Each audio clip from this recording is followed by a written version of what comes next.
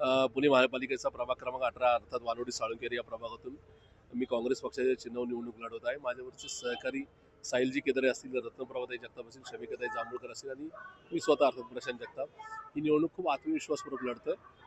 1952 सालापासून वानोडी हा एकूणच काँग्रेसचा बालेकिल्ला राहिला आहे. मधल्या काळामध्ये अर्थात मी एका वेगळ्या पक्षातून निवडणूक लढत असताना जिंकत होतो, पण या ठिकाणी एक विकासाचा डोंगर उभा केलेला आहे. सन्माननीय शिवाजीराव केदरे असतील, सौ भावनाताई केदरे असतील, माझ्या मातोश्री सौ रत्नप्रभाताई जगताप असेल किंवा मी असेल, आम्ही चौघांनी साधारणतः 250 ते 300 कोटी रुपयाची कामं या ठिकाणी मार्गी लावलेली आहे.